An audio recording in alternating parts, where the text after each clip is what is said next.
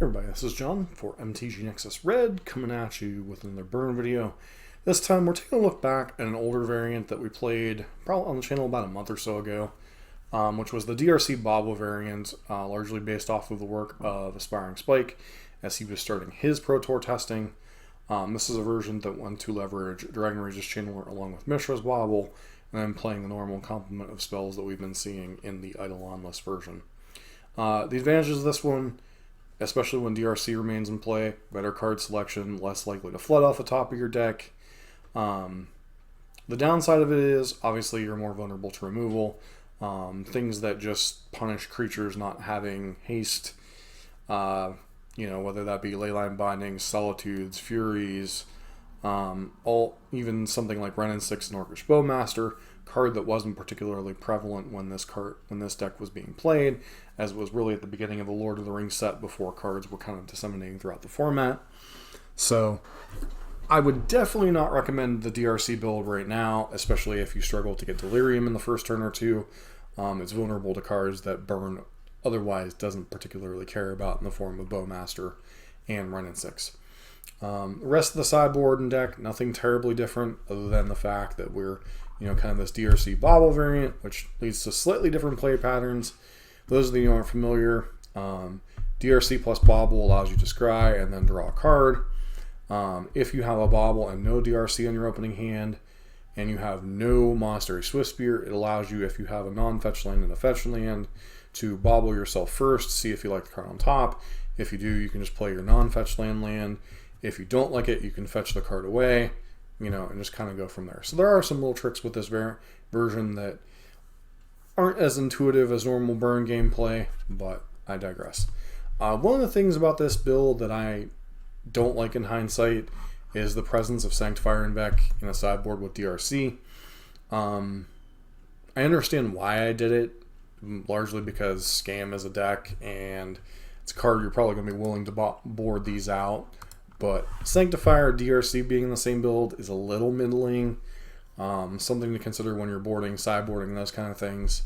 The rest of the deck, nothing too fancy. Couple Path Exile, 2 Wear Tear, 2 Smash, decent split on those cards. Leyline was a card that was popping up now and again. I think Smash is just much more important in the face of the rise of the One Ring, etc. While Smash doesn't kill the One Ring, it does enable you to deal damage to your opponent. Obviously post the turn they've played the One Ring. But rest of the sideboard, Roiling Vortex has kind of become a mainstay in the main deck, but without, the versions that don't run DRC. So this is kind of a card that's usually in your main. It's not even really in the sideboard anymore. So the value of this card cannot be understated in a Cascade Evoke Elementals world, in addition to preventing life gain. As well as, things like alternate cast, Force of Negation, things like rebound spells like Ephemerate. It just has a lot of weird applications that you wouldn't think, and does run a little bit counterintuitive with your own Riftbolt, but that's a whole nother story. 2 copies of Exquisite Firecraft. We're playing against blue decks in a format. Probably shouldn't leave home without it at this point. That said, let's get into some matches. Now, little disclaimer, these are a little bit older matches as they were from the beginning of the Lord of the Rings set. 2 of the decks, it really didn't matter because the decks that we were played were a little off meta, and they aren't decks that would include many Lord of the Rings cards, although I do think, ironically, both decks included Lord of the Rings cards, but not necessarily, high impact ones of the One Ring and Bowmaster.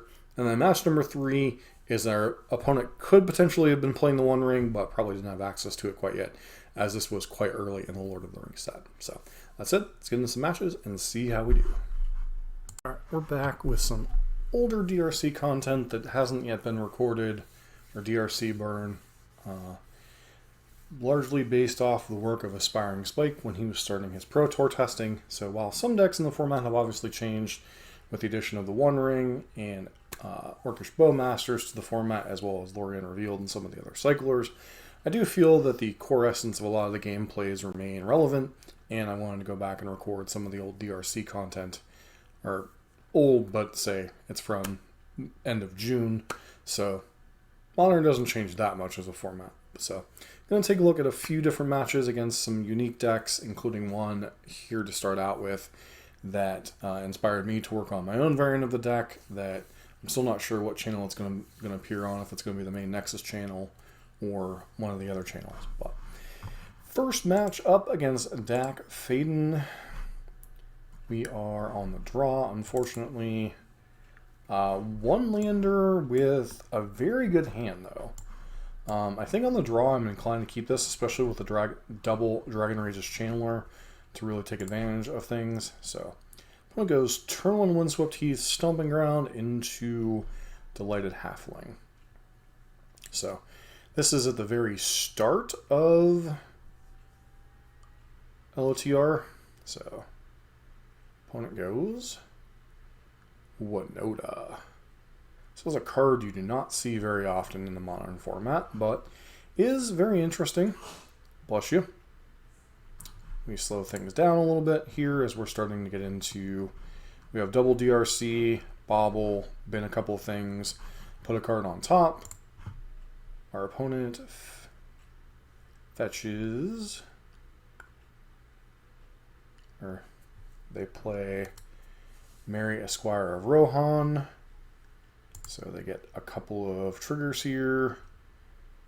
They see Samut and Thalia, which makes our job significantly more difficult.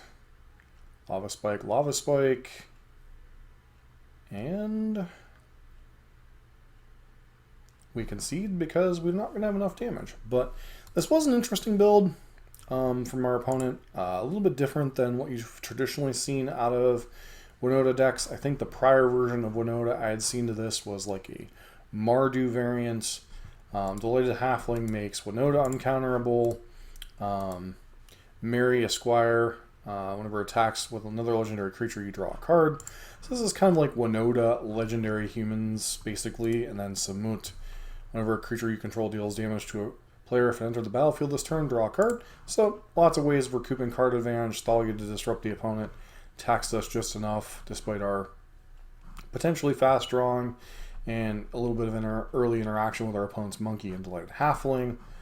We just kind of got overwhelmed here and didn't quite pull out the win game 1. Game number 2, we boarded out a couple copies of Skullcrack to bring in the Path to Exiles, just to have a little bit of interaction with our opponent.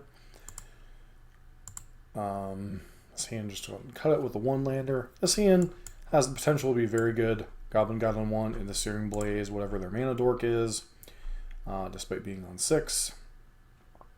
This hand is quite good. A Winota tribal deck probably isn't going to have a ton of removal spells that aren't something like Brutal Cathara or something, so we go ahead and blaze the monkey, hit our opponent. They have an Ignoble Hierarch. They have second monkey, Delighted Halfling. Now we play Swizzle Spear and attack.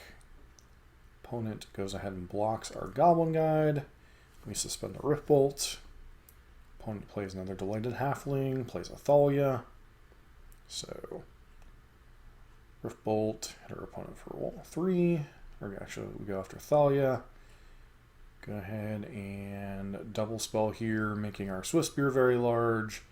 Opponent is given the option to block. They do, going to 1. And then they play an Ignoble Hierarch. And we play Lava Spike and attack. They block with Delighted Halfling. And opponent goes Seasoned Pyro. Pitching 2 lands. Play Plaza of Heroes. So our opponent definitely has a lot of legendary creatures in their deck. Bolts are a thing. They attack. We choose not to block. They play. We find Goblin Guide. They have an Endurance, so they get to double block here, still staying alive. Staying alive. Staying alive. Opponent gets to smack us for 5. And Boros Charm ends it. Now, our opponent could have been playing something like Blossoming Column or Surge of Salvation, so it's not guaranteed that you're supposed to Boros Charm there, but I think, once again, a primarily tribal deck, unless you see something like Solitude out of them and that had that neat human package, like the mono white deck had for some time, that had the white pitch spell that allows you to redirect damage. Not too much to play around here from a tribal deck, but still very interesting match so far. Let's move on to game number 3. Once again, continue to look at the sideboarding. Nothing changed, it looks like, so go on to game 3 on the draw here. This seems a little questionable. With no one of our 1-drop creatures. We have a Bauble to see how to sequence our draws. We have a Searing Blaze to deal with one of our opponent's mana dorks. So I think this is a hand we can keep, but it's not the higher end. It looks like I'm going to have to go ahead and bolt this monkey. We see a Boros Charm on top, so we play this instead. Opponent plays Dash the Monkey.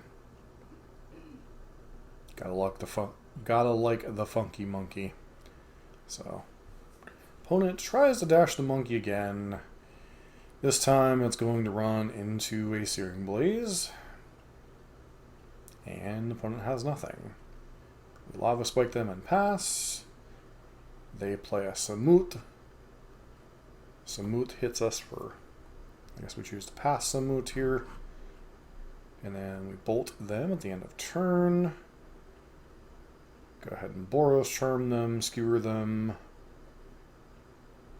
Our opponent passes.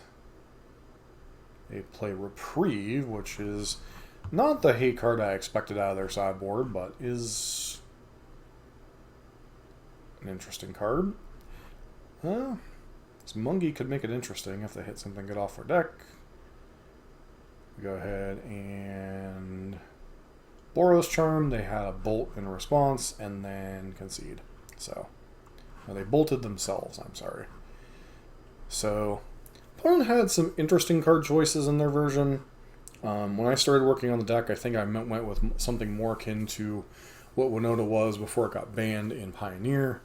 I don't think that ended up being the right approach, but it did spur me to work on an archetype a little bit, so sometime you'll see that on one of the channels, which one I'm not exactly certain, but this is the burn channel, so let's move on to another burn match. Okay, so match number 2 on this video. We have a very creature-heavy opener, which is fine, but we are on the draw, so if our opponent has a good draw of their own, like a scam or something, we could be in some trouble, but opponent goes turn 1 Snow-Covered Plains, pass. At this point, I'm probably thinking Death and Taxes. Stoneforge Mystic does nothing to discourage that. Thalia, pass. We have no good attacks. They play Giver of Runes. Attack with nothing. We have to Rift Bolt the Thalia at this point, or just Giver of Runes is going to get out of hand.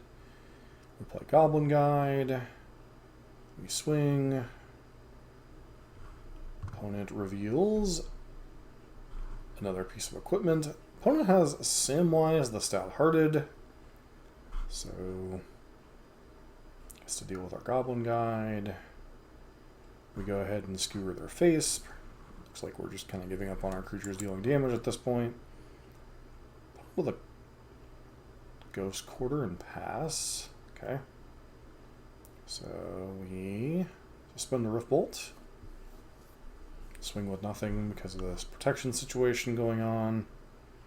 Opponent plays Stoneforge Mystic, grabbing Batterskull, which makes the situation a little bit more untenable. So I have to... So pausing there. The reason I just didn't Skullcrack in the end step there is I'm going to need to blank this Batterskull for a turn or two. At least the life gain portion of it. So I think it was more important to hold on to the Skullcrack, although I definitely punted here. Actually, no, because our opponent can't get the Batterskull in for another turn cycle. So we're good. Opponent Ghost Quarters us. We get another mountain. They go ahead and attack. Do nothing. We go ahead and pass. Opponent's going to put their Batterskull into play, presumably. Yep.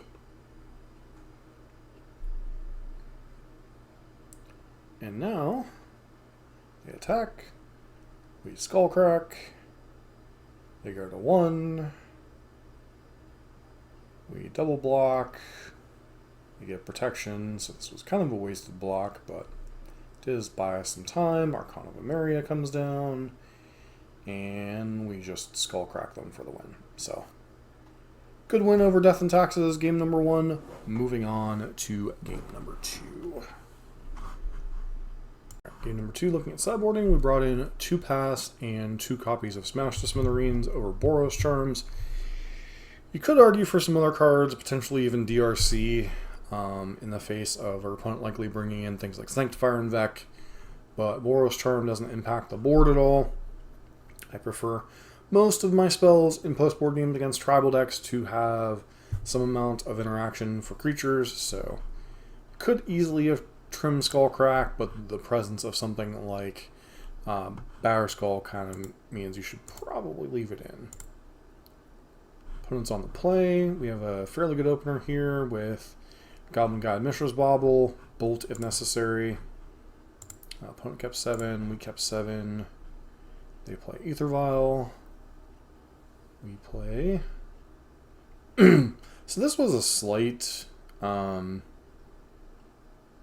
goof up on my part here. I probably should have bobbled ourselves instead of bobbling our opponent to determine which land we were using. So our opponent's going to be able to Vial and a Giver of Runes here. So that makes our play basically go face with everything. I guess we have Bolt of Thalia. But at this point in time, might have been better to just go face because we're really kind of lacking on resources here. And the Thalia does constrain us mana-wise.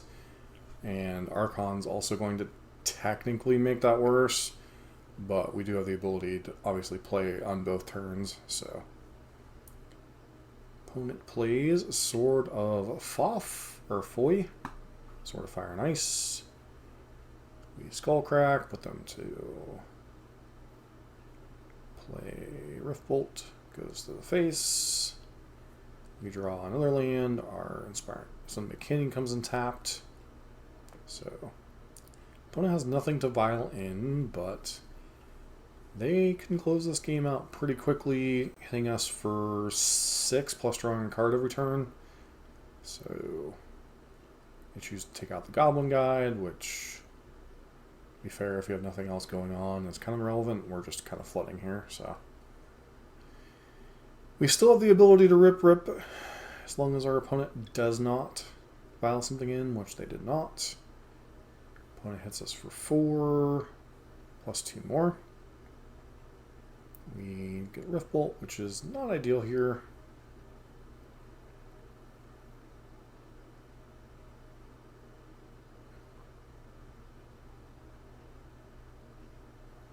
So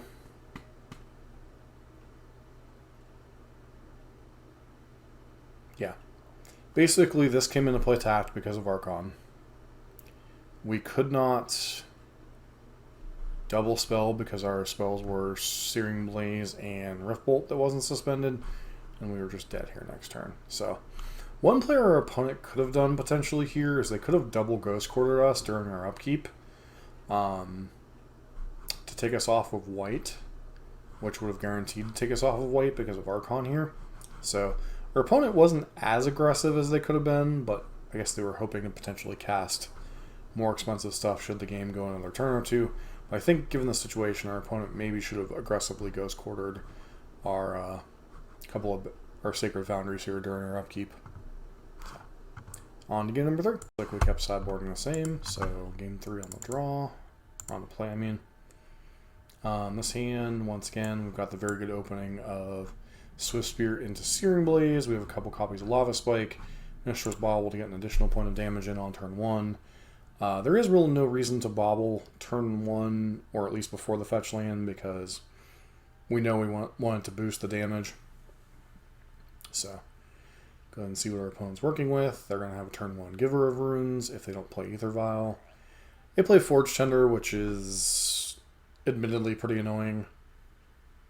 But we just go ahead and Lava Spike them. Let them think about for a second. Lava Spike them. And pass. Really no reason to attack. We could potentially have attacked, bluff something like Skullcrack. But might have gotten the 0.3 damage that way, but good chance their opponent was just going to call our bluff, so to speak. And then we Searing Blaze the Giver of Runes. Opponent lets that go. They go to 6. We're at 16 currently. Opponent with that terrible Death and Taxes mana base.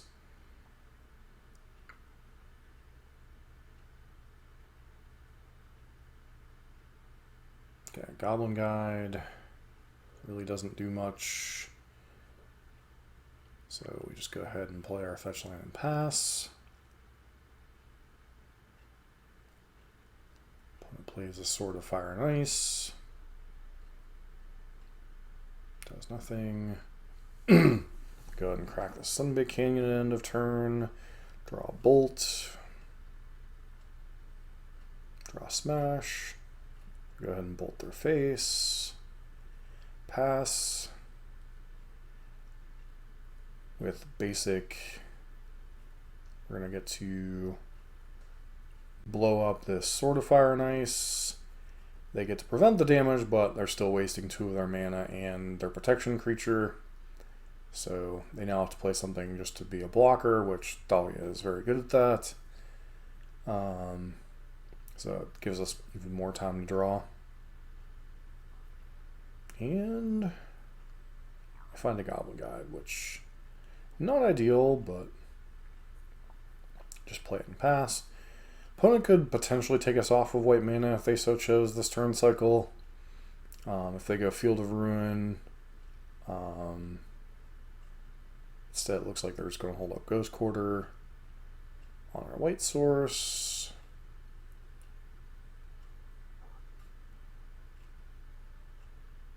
And we draw a Riftbolt, so we suspend it and pass. Which was dumb in the face of Boromir, but to be fair, Boromir was actually pretty new at this point. Because an opponent casts a spell. If no mana was cast to spend, counter that spell. Okay. Our opponent plays another Archon. We go to play Riftbolt. It gets countered by Boromir.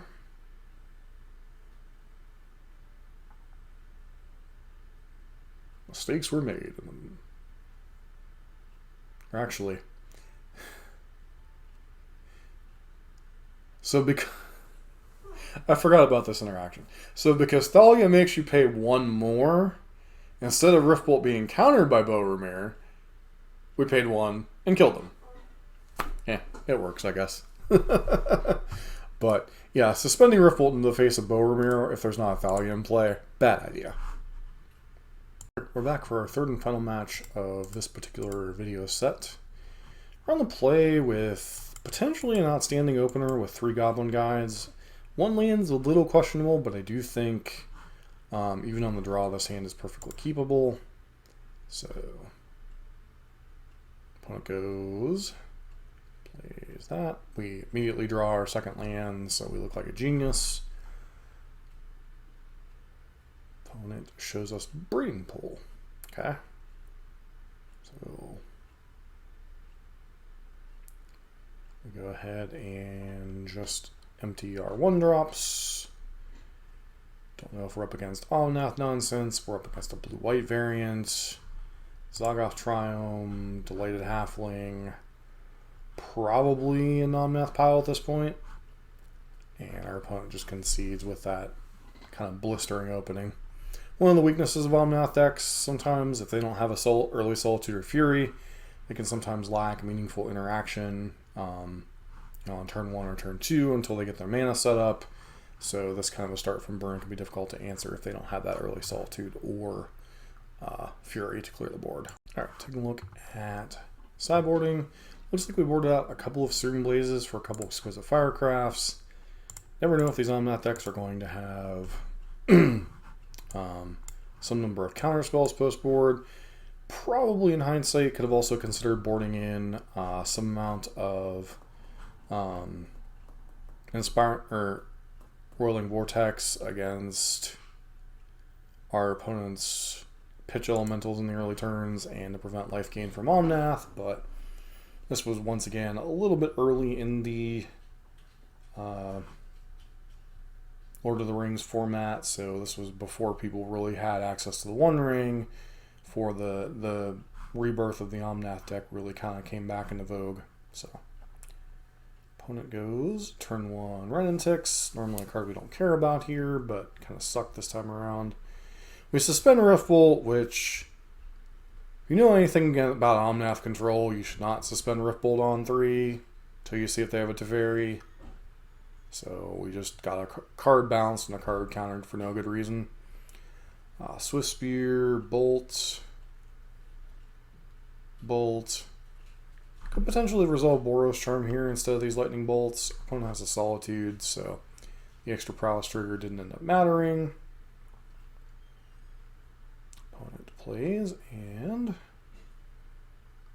we're kind of in a weird situation here, so we just let it fly. If they have Omnath, we're just toast. There's no getting around that, but it doesn't look like they do. So we draw Lava Spike, put them to 3. Once again, if they draw Omnath, we're just in a world of trouble here. We play Exquisite Firecraft, and they die. So one thing I do want to talk about, though, our opponent was a little bit more aggressive with this Teferi than our blue-white opponent was last week, in last week's video. And somebody pointed out the fact that in the face of a blue-white X-Mage playing a Teferi, ticking it up, and then having a handful of cards and still leaving some mana open, that you should just be casting your spells into it. In hindsight, I kind of agree. It's a little risky when you're playing against, like, there was a situation at the Pro Tour where Greg Orange was playing against somebody playing Burn, and they would top deck a spell, play it, top deck a spell, play it, instead of waiting to try to overwhelm the opponent's mana. Now, Greg Orange, I don't believe had a Teferi Time Raveler in play, so that's a little bit more of a relevant strategy in that situation. But he was an Omnath-based blue-white deck. A little bit more control-based. He had counterspell and stuff instead of the light halfling. And like I said, this is kind of before the One Ring really got rolling and people really started getting their copies of the One Ring. So, but just wanted to point that out, that if the opponent does have a Teferi in play, that sometimes it's just smart to go ahead and let your spells fly, especially when you have something like an Exquisite Firecraft is kind of your final piece of the burn puzzle. So sometimes you have to be a little bit more aggressive when your opponent's forcing you to play only during your turn. But yeah, I just figured even though these weren't the most up-to-date decks or the most meta decks, that it was fun to go back and take a look at some of these versions and take a look at the DRC variant of Burn. DRC version I think is fine. I think in the face of the current meta where the One Ring and Tron and all these decks are kind of, the dominating force, and Scam is such a large part of the format, I don't know that the DRC version is where you want to be, because there's much more Teferis and Leyline Bindings and stuff that really punishes a non-hasty creature, a la also the reason why Eidolon's not really seeing play right now. So I do think being on the 4 Goblin Guy, 4 Swift Spear, some number of Whirling Vortex is probably where you want to be. It's kind of the stock version right now for a reason. But yeah, it's always fun to go back and take a look at these versions and see how they performed. So, especially with a little bit of hindsight. So, if you like Burn content, don't forget to like, comment, subscribe. Hope to see you for our next video.